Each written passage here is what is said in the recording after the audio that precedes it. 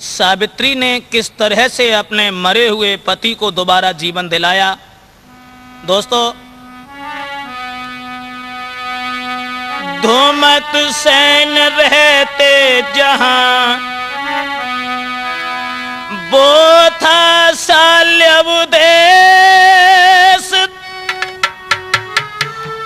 उनके कुंवर की कथा को गाय के कहीं ब्रजेश। शाल्यव देश मुकाम धूमत सेन नाम बड़ो तपधारी, और सेव्या नाम की नार रे पतिव्रता प्राणन प्यारी।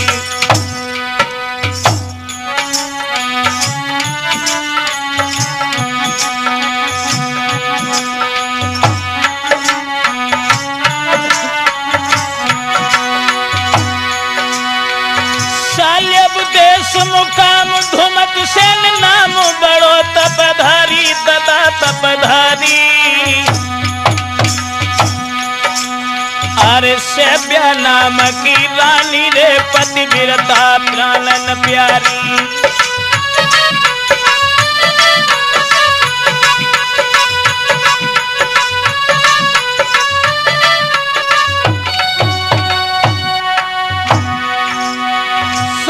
सभा के भ्रात, सुनो सभा के भ्रात, नारी के साथ मगन दिल भारी। राजा की करत बड़ाई सब नर नारी, राजा की करत बड़ाई सब नर नारी।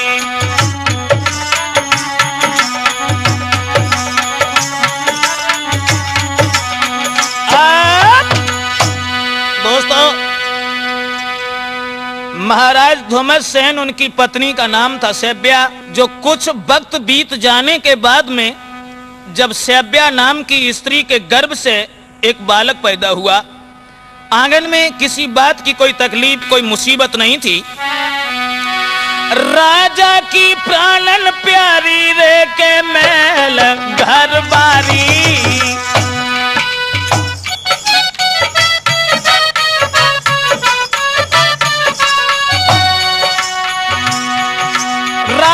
की प्राणन प्यारी रे के घर में घर बारी, और बाके गर्भ से पैदा रे एक भव तो है अवतारी।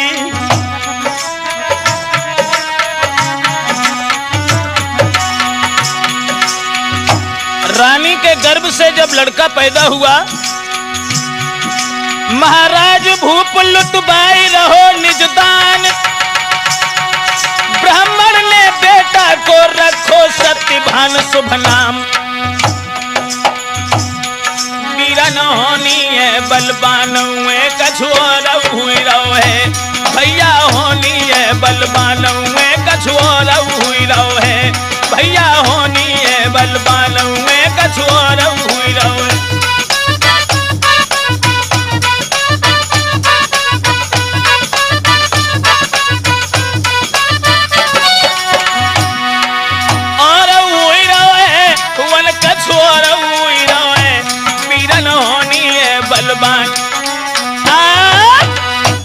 महाराज के घर में जिस वक्त एक बालक ने जन्म लिया है, तो राजा रानी ही नहीं बल्कि प्रजा के हर इंसान के चेहरा पर खुशी दिखाई देने लगी।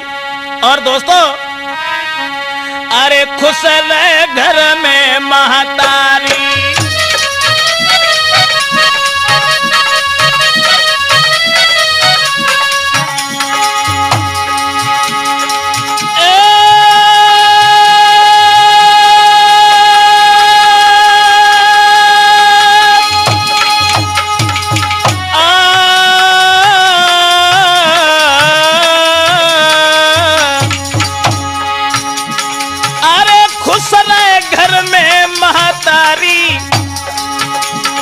और लीनो है पलना को डारी।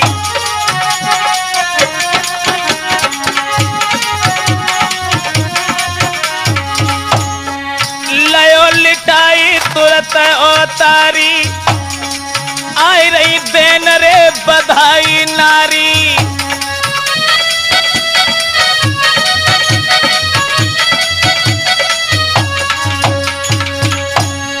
महाराज के आंगन में जिस वक्त बालक ने जन्म लिया है, बधाई देने के लिए जब इधर उधर से स्त्रियां मौजूद होने लगी और आंगन में वक्त जब बड़े अच्छे तरीका से गुजरने लगा, दोस्तों ऐसा ही नहीं बल्कि महाराज उनकी रानी शैब्या आंगन में बहुत प्रसन्न है। अरे राजा दिल में मगन, खुशी दिल रानी है भारी।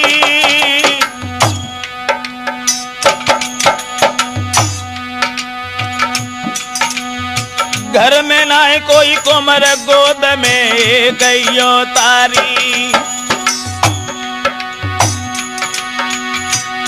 खुशी पर जाके नर नारी और धीरे धीरे सियानो भव जब बेटा बलकारी।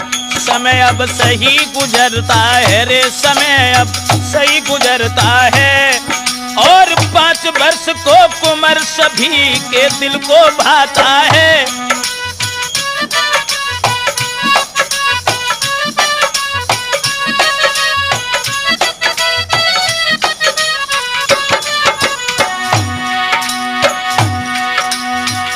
समय अब सही गुजरता है और 5 साल को कुंवर सभी के दिल को भाता है। पेशना होनी से जावे और विधि को लिखो विधान, कभू नहीं मैं तो जावे।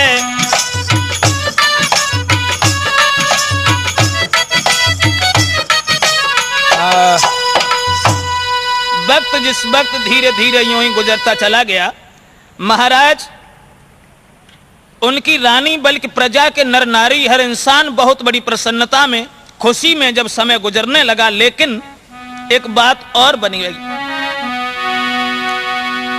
सुनो सभा के भ्रात के सुख के साथ दुख की ढेरी। अब धुमत सेन से नजर प्रभु ने फेरी।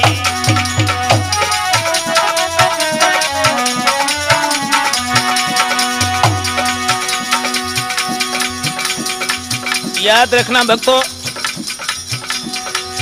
शाम के पीछे सुबह, सुबह के पीछे शाम, दुख के साथ सुख।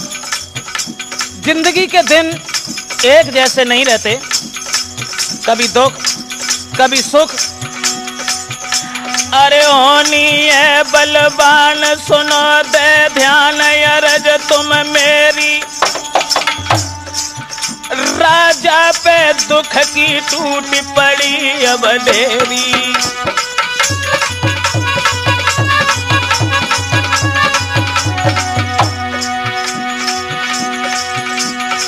होनी है बलवान, सुना दे ध्यान अरज तुम मेरी। राजा पे दुख की टूट पड़ी अब ढेरी।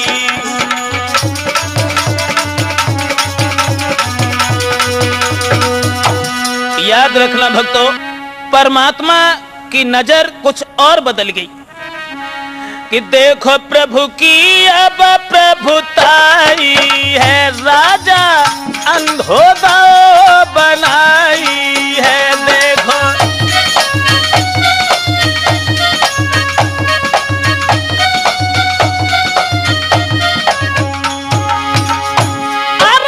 प्रभु की अब प्रभुताई है। राजा अंधोदा बनाई है। राजा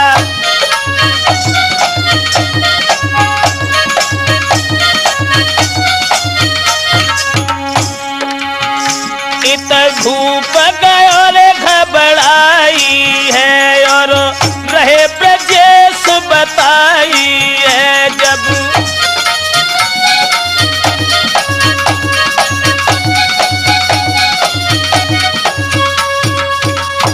ध्यान रखना दोस्तों, महाराज धुमत सेन जिस वक्त नेत्रहीन हो गए,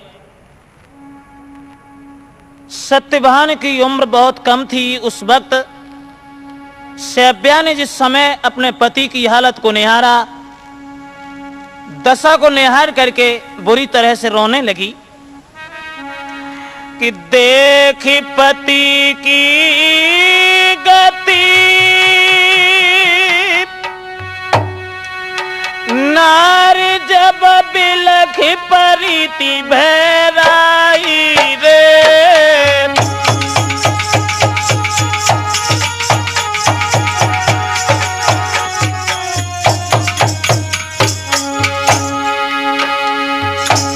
देख पति की गति नारी जब बिलख परिति भैराई रे। सोने सी काया कौर ने अब दिनों तो दूर मिलाई रे।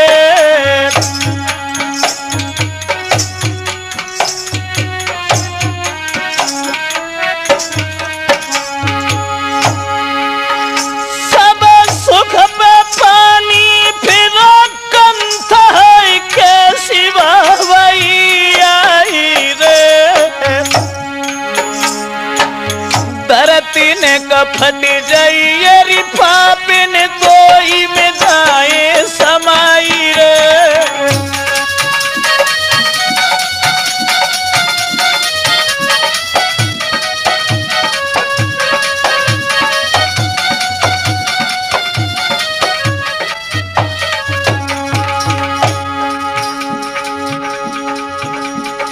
दोस्तों, महाराज धुम्मसेन जिस समय नेत्रहीन हो गए, दुश्मनों ने जब ये समाचार सुना है कि महाराज नेत्रहीन हो गए,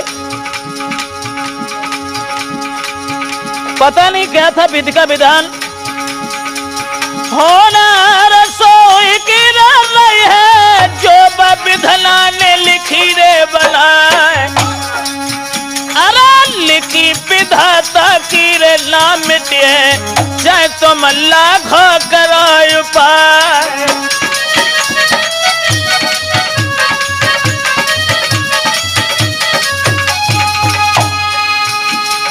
सुनी खबरिया कयो न पैर न ले तुरंत ही फौज करी तैयार। आधी रात पे ढाबा बोलो के खोलो द्वार रे महल को आए। कर अधिकार लो तो शासन पे कर राजा बंदी लो है बना।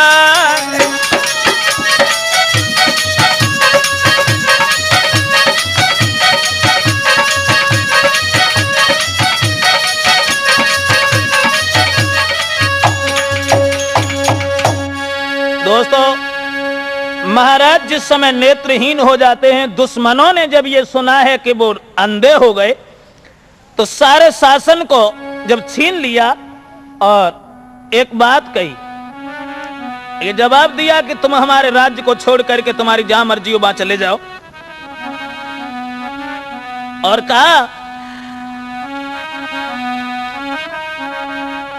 अरे सब शासन भव हमारो,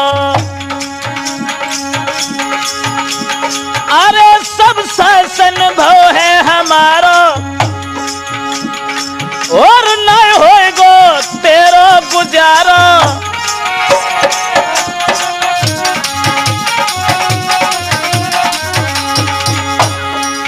और कर जाइए तू महल से किनारो, अरे ब्रजेश न मिलत वह सारो।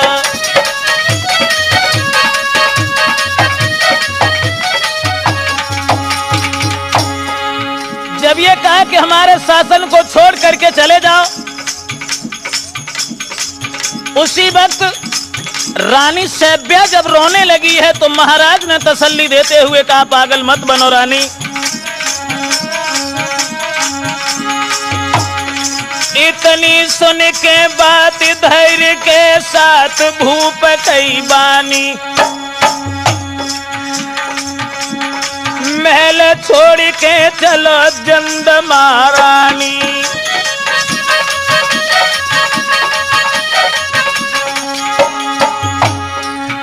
मेरे विधि में लिखो लीलाट राज और पात करी रजधानी। अब बन के भिखारिनी गुजर करो मेरी रानी।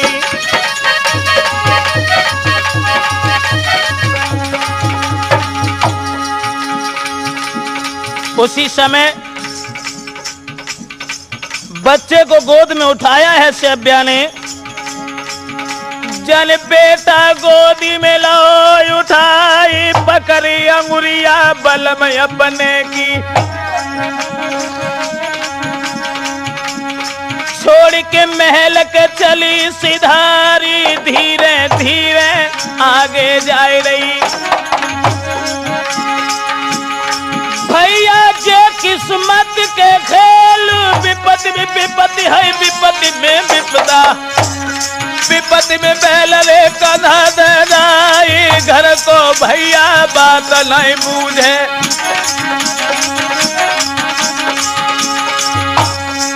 रिश्तेदार पीठ दे जाई, बन के बीच महारानी पहुंची।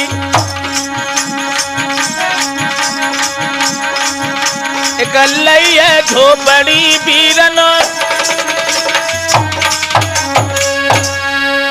सभ्या अपने पति की उंगली को पकड़ करके सत्यभान को गोद में ले करके जब जंगल में चली गईं और वन में जा करके उन्होंने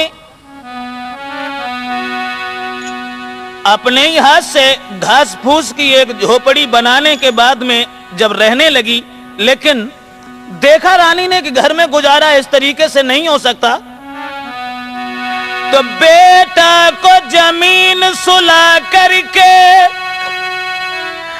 लकड़ी को बीन के लाती है और उनको बीरन बेच बेच फिर आटा शहर से लाती है।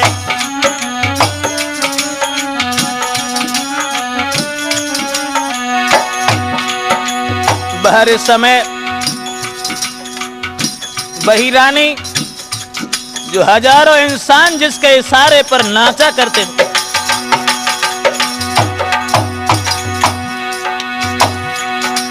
सारे दिन मेहनत कर करके फिर भोजन मात बनाती है। बेटा और पति को भोजन दे जो बचे बाद में खाती है।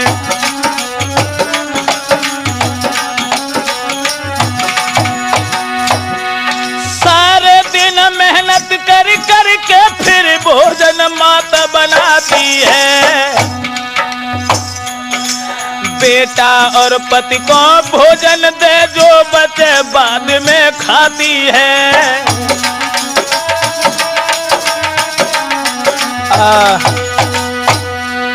महारानी जब भिखारियों की तरह से गुजर करने लगी हैं, लकड़ियों को बेच बेच करके अपने पेट को पालने लगी हैं, वक्त जब उस वन के बीच में गुजरने लगा तो दिन दिन सियानो भयो कुमर ओतारी।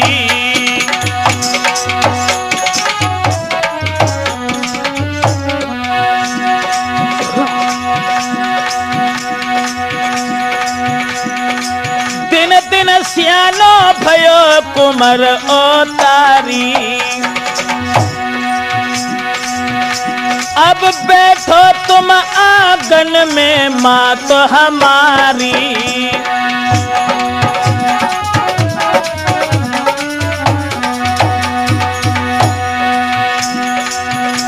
महाराज कुंवर ने अरे लई कुल्हाड़ी हाथ, बड़े आनंद से वक्त गुजरो, बड़े आनंद से वक्त गुजरो मित्र धैर्य के साथ।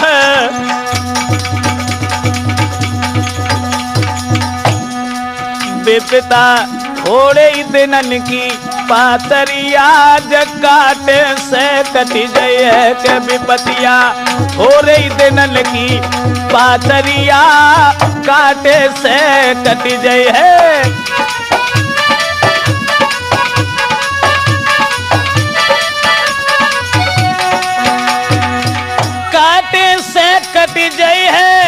अब देश बाटे से बट गई है के अब जा हो रही दिनन की पातरिया काटे से कटी गई है।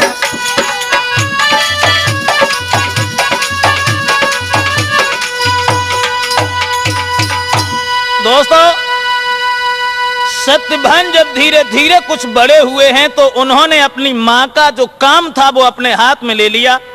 लकड़ियों को काट करके बेच बेच करके जब गुजारा करने लगे, इधर तो कहानी इसी तरह से रह गई। अब इधर महाराज अश्वपति जो थे, उनके घर में एक सावित्री नाम की बड़ी ही सुंदर कन्या थी। अश्वपति की लाडली सावित्री सुकुमारी, गौर बदन चेहरा सुघर चंद्र बदन उनिहारी, सुंदर बदन विशेष, सुंदर बदन विशेष, साबले केस छटा छवि प्यारी, कि देखन की बड़ी मलू करे यो मर की लड़कनी बारी।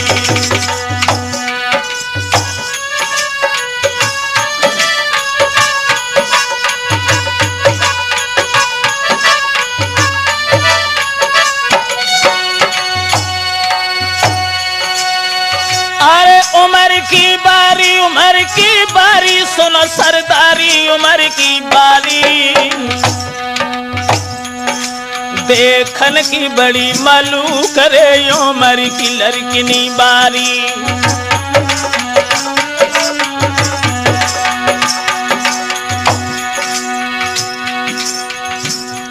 महाराज अश्वपति की जो लड़की थी जिसका नाम था सावित्री, जो देखने में बड़ी ही खूबसूरत थी,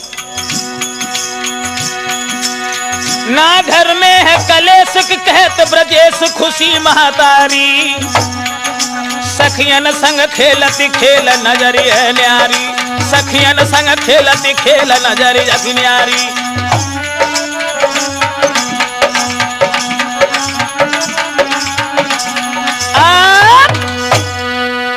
सावित्री जो देखने में बड़ी खूबसूरत, जिसका चेहरा चंद्रमा की तरह से दमक रहा था। और दोस्तों, अरे खुश बेटी है महलन में,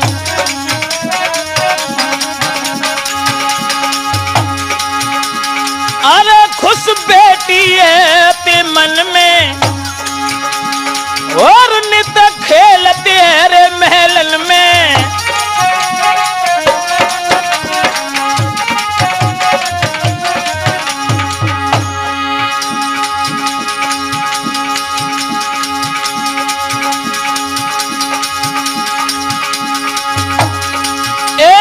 बैठी के भीतर भवन में, भवन में, भवन में गजब हुआ भवन में, और कछु चिंता बढ़ी गई मन में।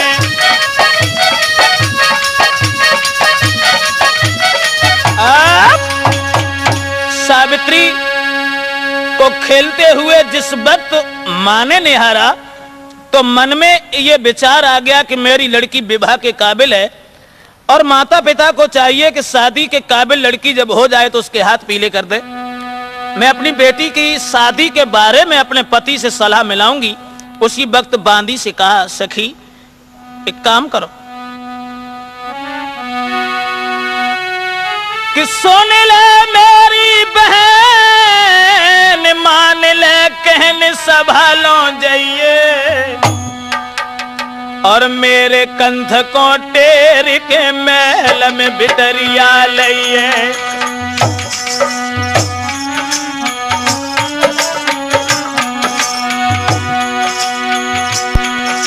मेरो चेहरा भयो उदास बहन, तू पास भूप के जाइए, भूप के जाइए। तो मैं रानी रहिए बुलाई, तू इतनी कहिए।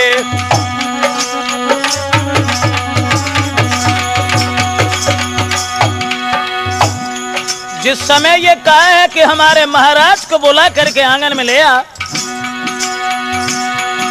और भजी बिटरिया रंग भवन से मस्कत चली मधुरिया चाली और चटक सुंदरिया लटकत जावे धुतिया धवती पाए से जाए हाय नैन कटीले बड़े छबीले गोरे हते भमीरी गाल उड़े दुपट्टा जब बांधी को चमकन लगत करे को हार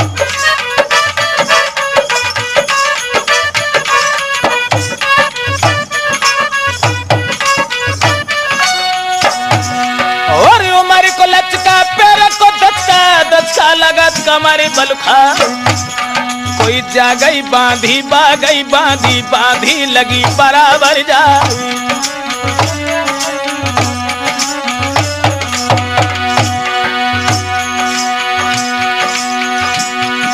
और होटल लाली मांगन लाली आली शान बनी सुकुमारी उल्टे पल्ला की धोती बांधे चलत में कमर तीन बल खाए अब हाथ जोड़ी राजा से बोली तुम्हें महारानी रही बुलाए बांधी धीरे धीरे कहे तुम्हें ठकुरानी डेरती है बांधी धीरे धीरे कहे तुम्हें महारानी डेरती है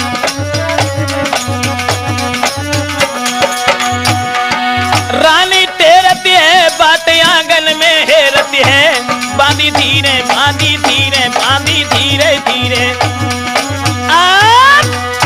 जिस समय दोस्तों उस बांधी ने जाकर के महाराज अश्वपति से ये कहा है कि आपकी रानी घर में बुलवा रही है और ये वचन जब सुने हैं तो राजा आंगन में चले गए उस बांधी के कहने के आधार पर कि हाथ जोड़ी महारानी ने राजा से गिरा उचारी महलन के बीच में घूम रही है बिटिया मेरी कुआरी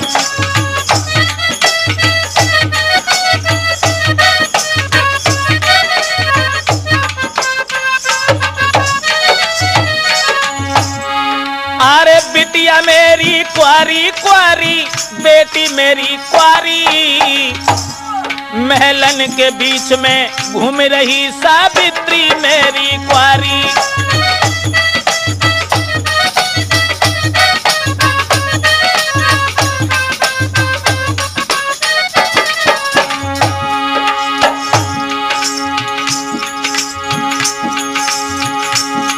कहूँ शादी करो लली की प्रीतम ए शादी करो लली की प्रीतम रैया गिरा उचारी कुआरी बेटी को देख पिता को पाप लगे यति भारी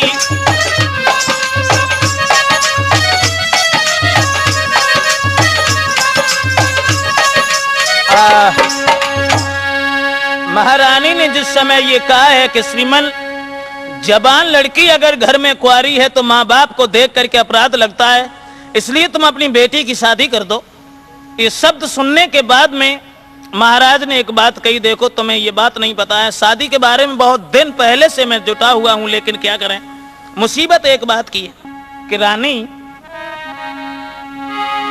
सोने रानी की बात भूप ने सारी बात बताई है और समान सावित्री के रानी कोई बर दुनिया में लाई है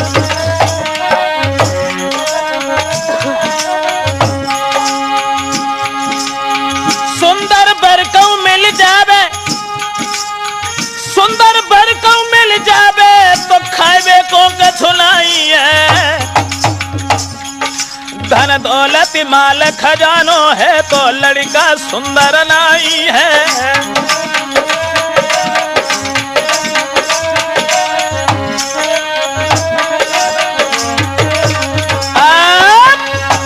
अश्वपति ने जिस वक्त ये कहा है कि देखो रानी शादी के बारे में विचार तो मैंने किया लेकिन जहां घर है वहां बर सुंदर नहीं है और सुंदर लड़की के लिए सुंदर लड़का होना बहुत आवश्यक है विचार अब हमारा यह है कि मैं अपनी बेटी से ही कहें और ये कहेंगे कि तुम खुद ही जाकर के अपने पति की तलाश करो तो ज्यादा सुंदर है सावित्री को पास बुलाया गोद में बिठाल करके महाराज ने समझाया बेटी इसमें शर्माने की अर्थात संकोच करने की बात कुछ नहीं है।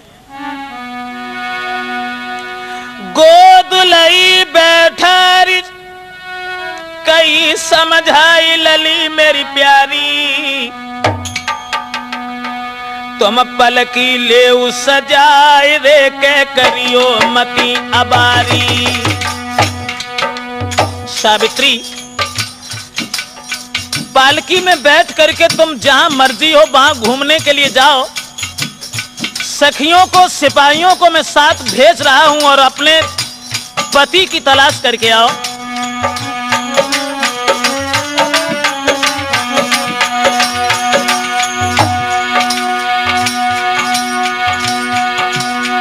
ढूंढो कोई कुंवर, ढूंढो कोई कुंवर हो जो सुगर कुटुंब परिवारी, हम अब्बा के संग में देंगे रे के तेरी भमरियां डारी।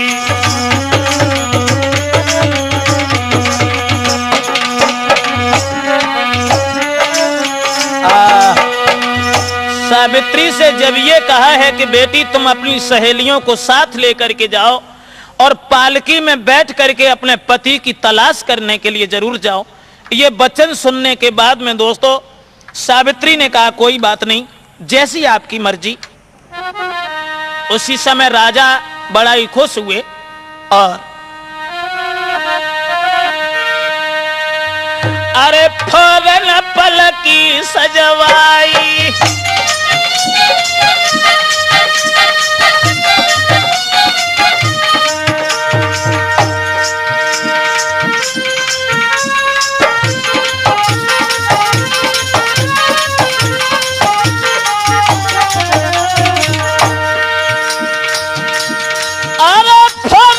पलकी सजवाई और नए पलकी देर रे लगाई।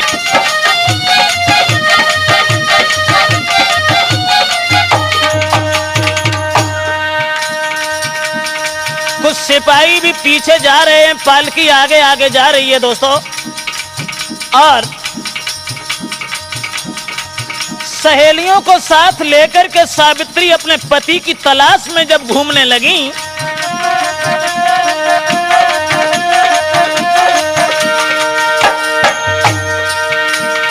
ले तलवार तेग को सिपाही पलकी के लगे आए बराबर जाए, संग सहेलिन कौन ले जावे के दिल में ये काबर एक जान।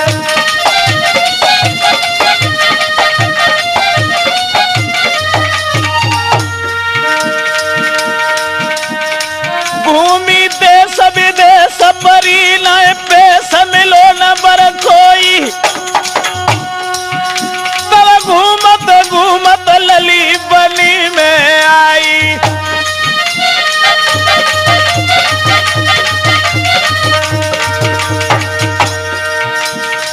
एक पेड़ पे चढ़ो नजर जब पड़ो कुमरु दिखलाई, पलकी को लो रुकवाई लली उठदाई।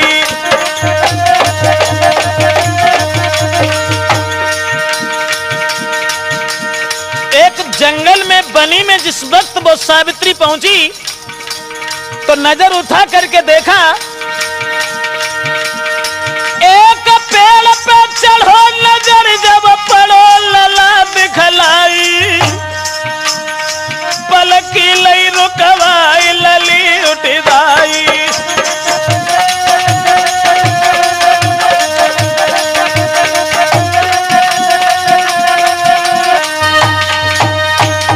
नौजवान साथियों,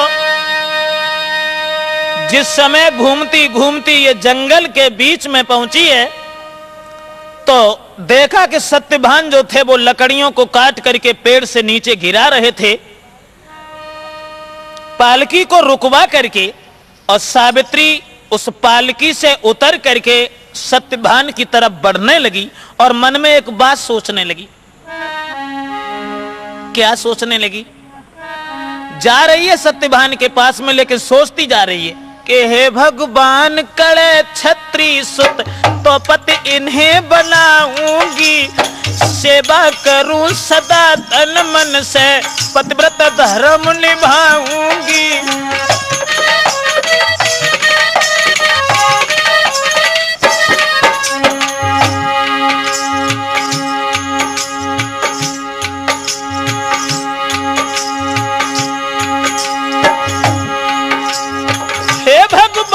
कड़े छत्री सुत तो पति ने बनाऊंगी, हाय सेवा करूं सदा तन मन से पतिव्रत धर्म निभाऊंगी।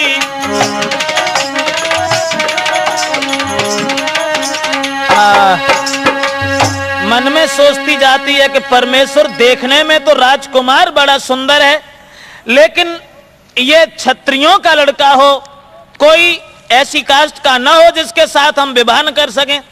तो ये विचार करती हुई जिस समय पहुंची सत्यभान के नजदीक, तो वृक्ष के नीचे खड़ी हो गई। उसी वक्त वृक्ष के नीचे खड़ी होकर के सावित्री ने ये पूछा है कि आप कौन हैं, तुम्हारा नाम क्या है, तुम्हारे पिता का नाम, और ऐसी कौन सी आपत्ति तुम्हारे ऊपर पड़ी है जिससे तुम लकड़ियां गिरा रहे हो जमीन पर। तो कहे कुमर में धुमत सेन सुत और सैब्या महतारी,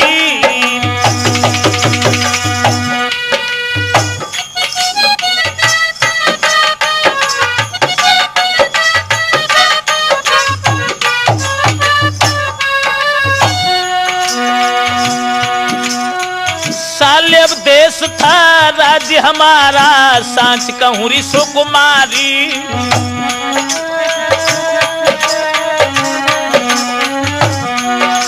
महाराज पिता की आंखें फूट गईं, करके चढ़ाई दुश्मन ने सब दौलत छीन लई। अब तो काट लकड़ियां ओ सुकुमारी गुजर चलाते हैं, अब तो काट लकड़ियां ओ सुकुमारी गुजर चलाते हैं।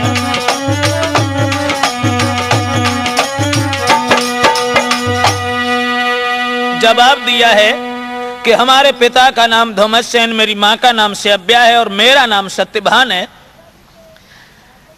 पिताजी से शासन जब छीन लिया और अब तो यही लकड़ियों को काट करके मेरा गुजारा चल रहा है, तो ये शब्द सुनने के बाद में सावित्री ने खुले शब्दों में ये कहा कि मैं तुम्हारे साथ विवाह करना चाहती हूं। उसी समय सावित्री ने कहा कि तुम हमारे साथ विवाह कर लो।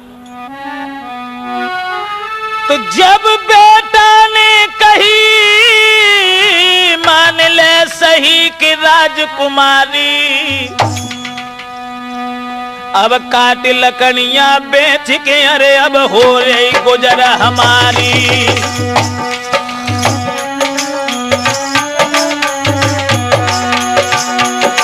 तुम ढूंढो बर कोई और,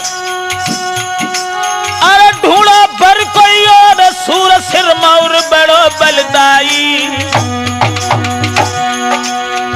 समझाया सत्यभान ने कि मेरे पास में कुछ नहीं है, इतनी भी वस्तु नहीं है जो हम ला करके तुम्हें भोजन भी करा दें। ढूंढा पर कोई और, सूर सिर मौर बड़ो बलकारी।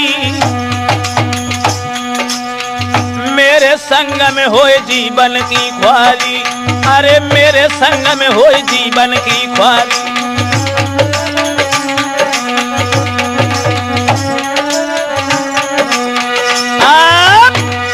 जिस समय ये कहा है कि तुम्हारे साथ में विवाह नहीं कर सकता, तुम हमारी मजाक बनाने के लिए यहां पर जो आई हो, तो सावित्री ने यह कहा कि मैं तुम्हारी हंसी बनाने के लिए नहीं आई, लेकिन किसी तरीका से आप हमारे साथ विवाह कर लें। कर जोर के धिया बतलाई है, क्यों हमको नए ठुकराई है।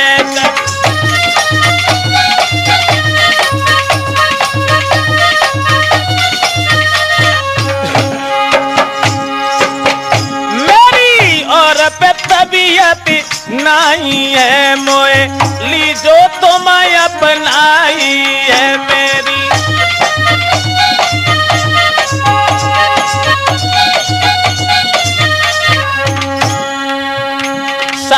जिस समय जिद ठान गई दोस्तों, कोई बात नहीं मानी, तो सत्यवान ने एक बात कही, देखो मैं शादी के बारे में कुछ नहीं कह सकता, बात एक दूसरी ये है, मात मेरी जो कही देवे,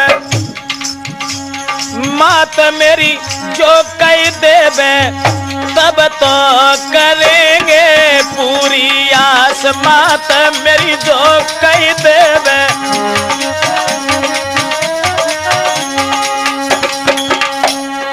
जाओ तुम मात मेरी के पास, जोर कर करियो तुम अरदास,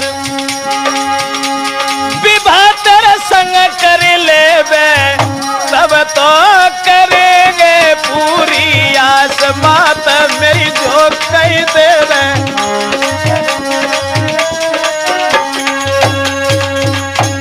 जवाब दिया है कि अगर हमारी माँ इस बात पर राजी हो जाए तो हम तुम्हारे साथ विवाह कर सकते हैं।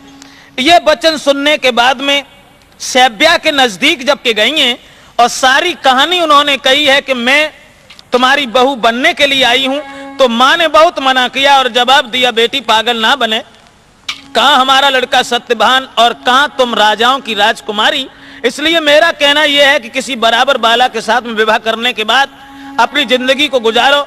लेकिन कोई बात जब नहीं सुनी, बहुत समझाया और ना मान रही सुकुमारी,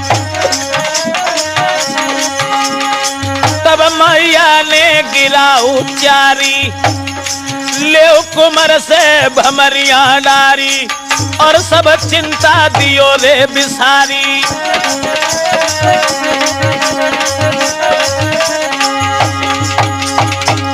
मां जब इस बात पर मंजूर हो गई दोस्तों, धीरज आई गई थी बेटी को, नबी के मैया को करी रे जुहारी, बैठ गई के फिर पलकी में, पलकी नहीं करी थी आवाज,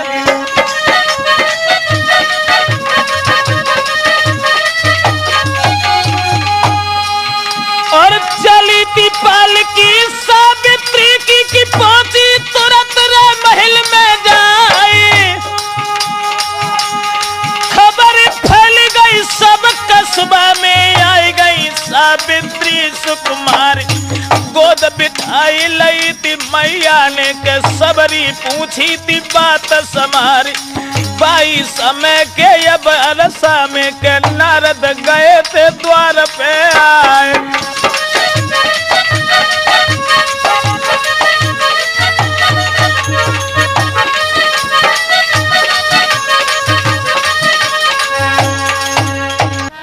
नारद जी से कहा कि श्रीमन बड़े अच्छे अवसर पर आपका आना हुआ, हमारी लड़की सावित्री जो पति की तलाश करके अर्थात उस लड़का को देख करके आई है, उसके बारे में, भविष्य के बारे में हमें सारी कहानी बताओ कि वो लड़का कैसा है।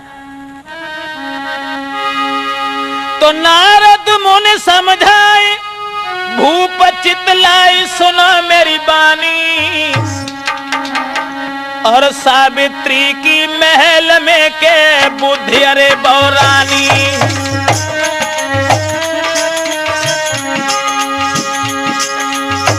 नारद ने खुले शब्दों में यह कहा है कि सावित्री से कह दो सत्यवान को छोड़े, अरे 1 साल के बाद कटूटे गाज ले उत्तम मानी ललान कमानी,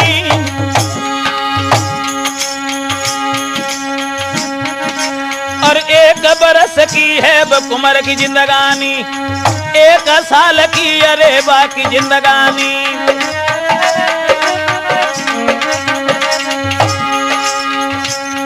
सुने नारद जी की बानी रे, गई बदल के सबई रूहानी रे,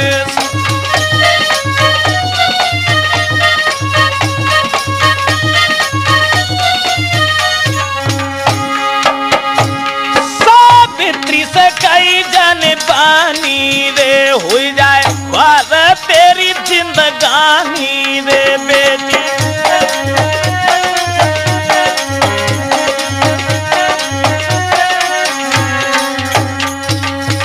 नारद ने जिस समय ये कहा है कि उस लड़का की उम्र केवल 1 बरस की है और 1 साल के बाद में वो लड़का खत्म हो जाएगा, इसलिए सावित्री से ये कहो कि सत्यभान को छोड़ करके और किसी दूसरे के साथ विवाह कर ले। तो ये वचन सुनने के बाद में दोस्तों महाराज के पैरों के तले धरती खिसक गई। अपनी बेटी को कलेजे से लगा करके बार बार समझाया और ये कहा कि सावित्री, सत्यभान को छोड़ करके किसी दूसरे के साथ विवाह कर लो।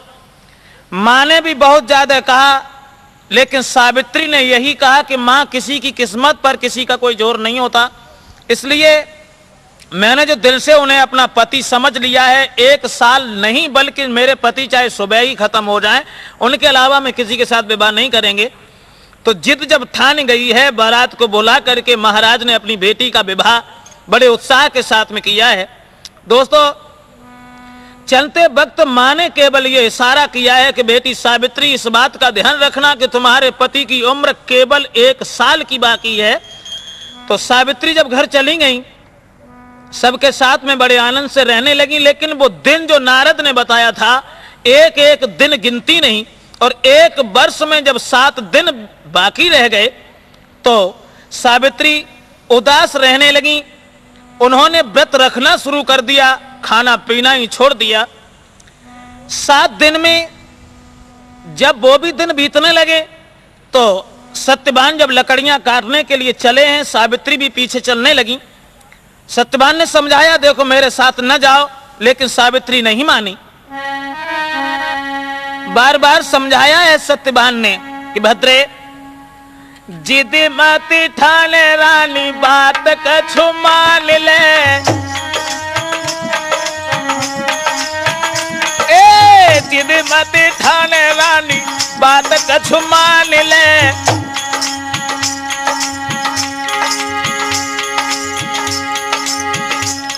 और तेरो पति साथ तेरे, यही बात जान ले।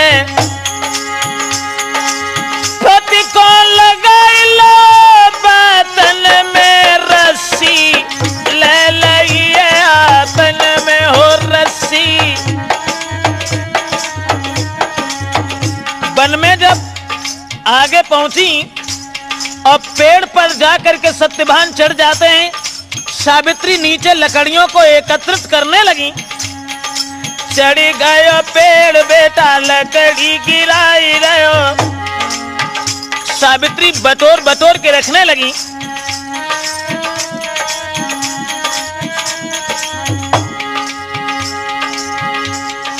चढ़ी गयो पेड़ रहो, लकड़ी डारी है, बिन बिन रख रही सावित्री सी नारी है।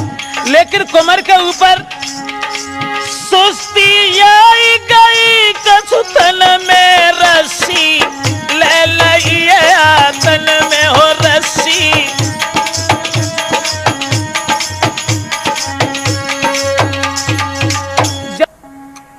दोस्तों सत्यभान जो लकड़ियां काट रहे थे, वहां पेड़ के ऊपर जब उनके सर में दर्द होना शुरू हुआ, वृक्ष से उतर करके जिस वक्त नीचे आ गए और सावित्री अपने पति के सर को गोद में रख करके रोने लगी, वो दिन याद आने लगा जो नारद ने बताया था। कुछ समय के बाद में जब सत्यभान का सर सावित्री की गोद में एक तरफ को धुनक गया, दशा वो बनी कि सावित्री अपने पति की तरफ निहार करके बुरी तरह से रोने लगी। सत्यभान का जब प्राणांत हो गया वहां, तो दरिसैया की सीत नारी जब गैया सी टकराई रे।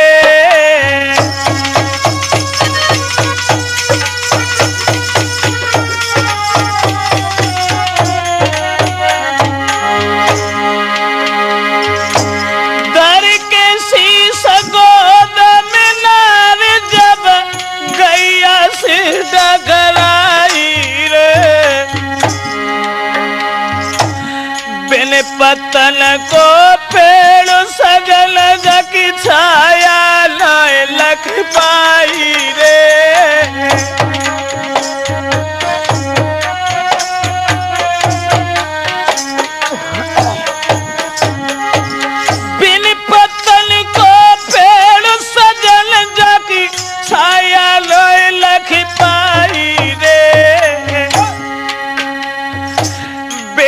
पति के औरत की अब कदर जग में नाई रे।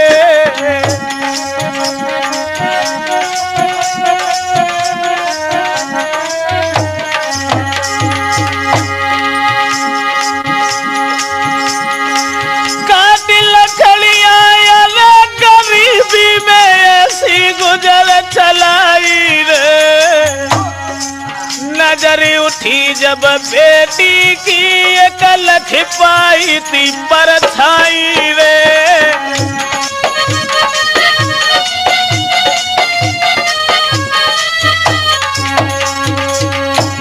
दोस्तों, सामने जिस वक्त नजर उठाई है सावित्री ने, तो उन्होंने जब देखा कि जरा सी एक परछाई नजर आई और परछाई जब चलने लगी वहां से, तो सावित्री ने अपने पति की लहस को वहीं छोड़ा और परछाई के पीछे पीछे पति के चरणों का ध्यान करके आज वो पतिव्रता स्त्री चलने लगी। यमराज ने देखा कि पीछे कौन आ रहा है, तो पीछे आई रही नारी वचन उच्चार कही तब बानी, तू पीछे लौट जा लली क्यों मत बोरानी।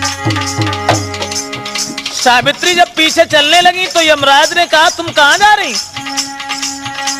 तेरो पति अब नहीं रहो के अब हुई गो हमारो रानी। सुन के इतनी बात नारी घबरानी।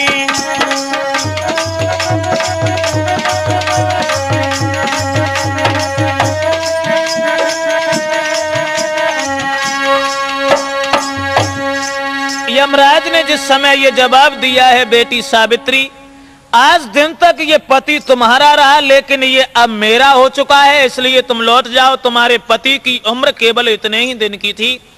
तो सावित्री कहने लगी, श्रीमन, पति के अलावा पत्नी के लिए संसार में कहां ऐसी जगह है जहां वो जाए?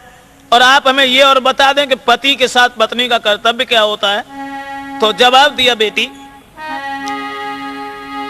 पति फिरे परदेश में और पावे कष्ट अपार, नारी जो घर में रहे तो जीवन धिक्कार। पति अगर परदेश में मुसीबतें उठाए और स्त्री आनंद के साथ घर में रहे तो उसके लिए जिंदा नरक है। इसलिए बेटी सावित्री तुम पीछे लौट जाओ। तो कहने लगी, श्रीमन, अगर पत्नी का ये कर्तव्य है कि दुख और सुख में पति का साथ न छोड़े तो मैं अपने पति को छोड़ करके नहीं जा सकती।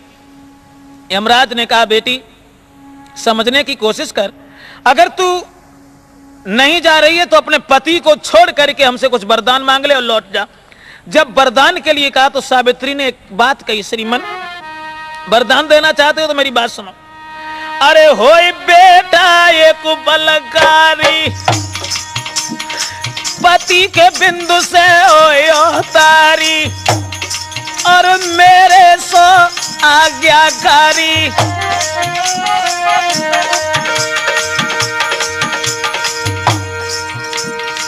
सावित्री बोली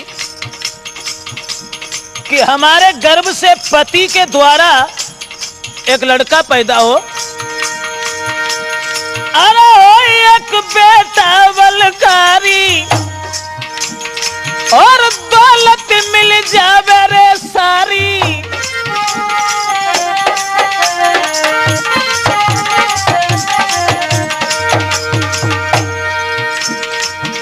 ज्यादा कुछ नहीं चाहिए, छिना हुआ शासन वो सब वापस मिल जाए और हमारे पति के द्वारा मेरे गर्भ से लड़का पैदा हो, और बर दूजो सुन लेना, ससुर के खुल जाए दो नैना।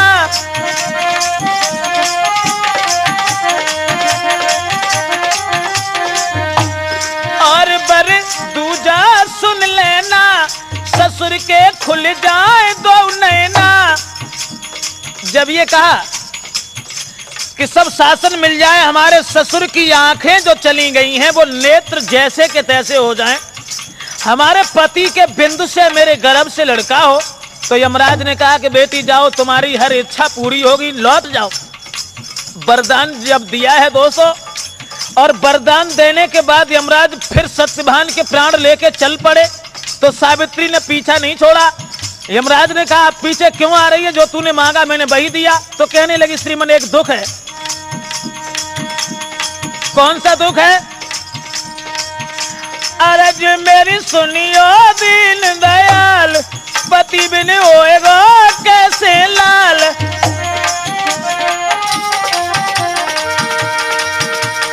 अरज मेरी सुनियो दीन दयाल, पति बिन होएगा कैसे लाल। सोचे यही दिल में भारी, सोचे यही दिल में भारी, मिटे मिटे नहीं विधि की बात।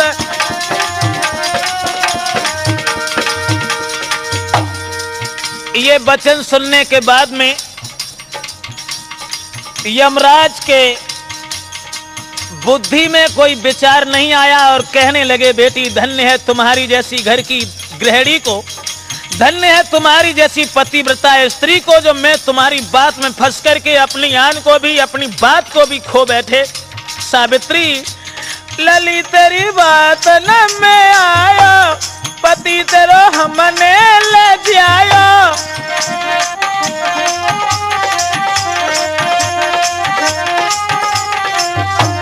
लली तेरी बात न में आयो, पति तेरो हमने ले जायो।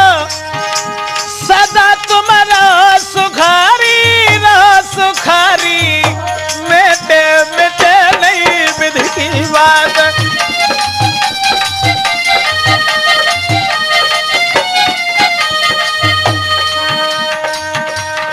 जवाब दिया है कि तुम्हारा पति मैंने जिंदा किया, तुम लौट जाओ।